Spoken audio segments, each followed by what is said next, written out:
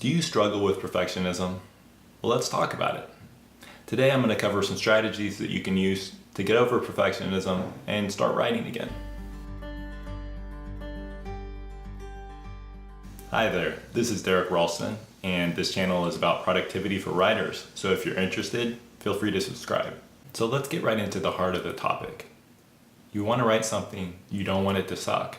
But what happens when you set that bar too high and you get into the territory of perfectionism? Well, there's some good news and some bad news when it comes to perfection. The bad news is you're never going to hit that bar. The good news is you don't have to, because perfection is an illusion. You'll never reach it. So let's go over some strategies to get over perfectionism. The easiest way to shut down perfectionism is take some kind of a small action each day. So for me, I suffered from perfectionism when it came to writing. I wanted to build this daily writing habit, but for many years I was waiting on things to be perfect, and they never became perfect. So I decided to switch it up and set the bar very low, and I set a writing goal of 50 words per day. And this is ultimately what got me over perfectionism, got me started writing each day. Now I'm writing oftentimes 500 to 1,000 words, but just setting that bar very low, taking very small action, will get you over the first hump. So another strategy is to start getting feedback more frequently. So that could mean, as a writer, writing more blog posts. If you're working on a novel, join a writer's workshop or get feedback from friends, family. As an example of what goes wrong when you don't get frequent feedback is 1980s software development. So in the 1980s, software was developed oftentimes spending a year, 2 years in planning and design, coming up with a thick binder, then starting to develop the software, and finally, maybe after 2 years, getting feedback from your customer.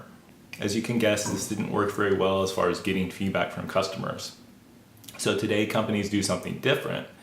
They design and develop software in short iterations, and they ship software to their customers every couple of weeks, at least the best companies.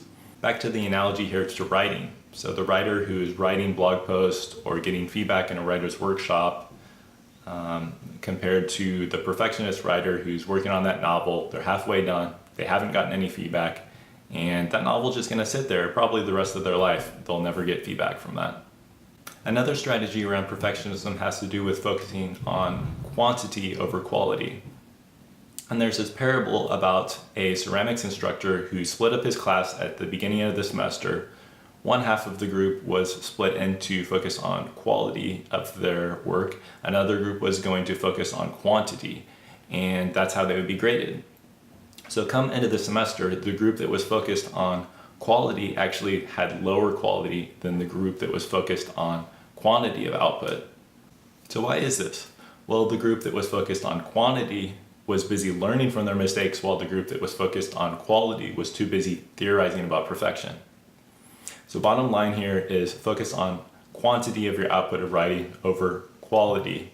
Get that feedback in, and ultimately you're going to get to where you want to be, raise your bar closer towards your goal. The third strategy here is to shut down your excuses.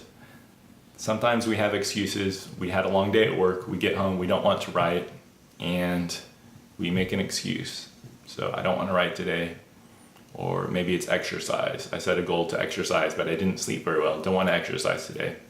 What's the easiest way to shut this down? Again, lower that bar super low. Just write 50 words today. Exercise, just do 1 push-up instead of 30 minutes. By setting that bar so low, you get yourself into that action mindset, you start taking action, and you're going to see results. Key takeaways here. Number 1, perfection is an illusion. Just show up, take some kind of small action to overcome that illusion. Number 2, get frequent feedback. Don't be like a 1980s software company. 3, quantity over quality. So be like that ceramics group that was focused on making as many pots as possible over the group that was just focused on quality. And shut down your excuses by taking some kind of a very small action each day. So just write 50 words. Don't focus on the big goal like 500 or 1,000 words. Start small, and you're going to see results. For more writing productivity tips, make sure to click subscribe, and also check out the blog link in the video description.